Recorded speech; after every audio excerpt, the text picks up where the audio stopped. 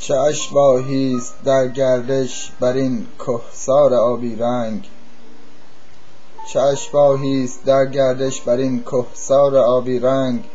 گمانم از زمانی دیر میپویند و میجویند. چه میجویند؟ از بهر چه میپویند این اشباح؟ گمانم سایه هایی از نیاکانند در این دشت. از این وادی سپاه مازیار رزمجو بگذشت، از این سو سندباد آمد، از این رو رفت مرداویج. همینجا گور مزدک بود، آنجا مکمن بابک. بشنو در ضمیر خود نوای جاودانی را که میگوید به راه زندگی از زندگی بایست بگذشتن. در این خاکی که ایران است نامش، بانگ انسانی دمی پیش نهیب شوم اهریمن نشد خاموش. در این کشور اگر جبارها بودند مردم کش، از آنها بیشتر گردان انسان دوست جنبیدند. به ناخن خاره بیداد را بیباک سنبیدند.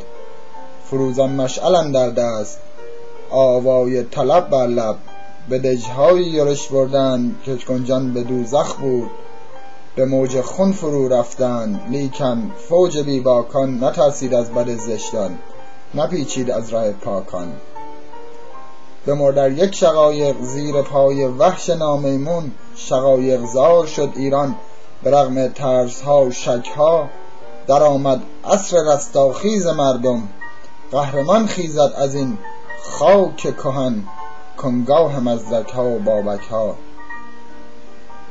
مقنع گفت گر اکنون مرا پیکر شود نابود، روان من نمی میرد به پیکرها شود پیدا.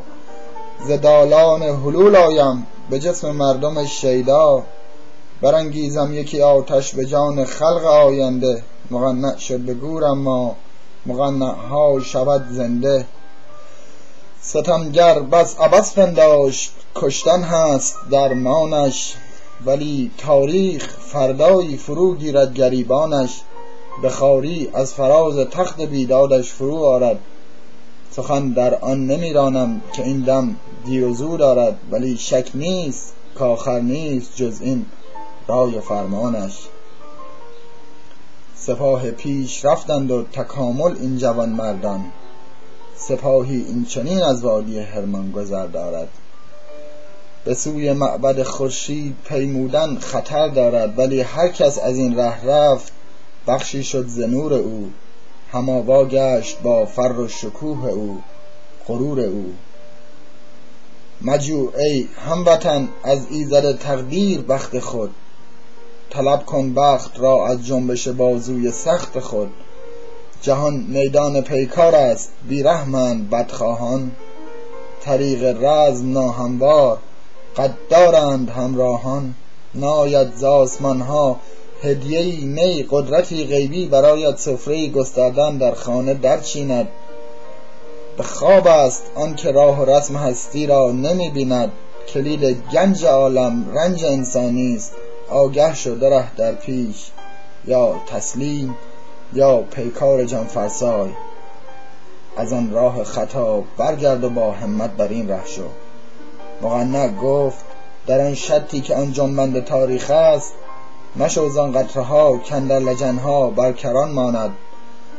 بشو امواج جوشانی که دائم در میان ماند.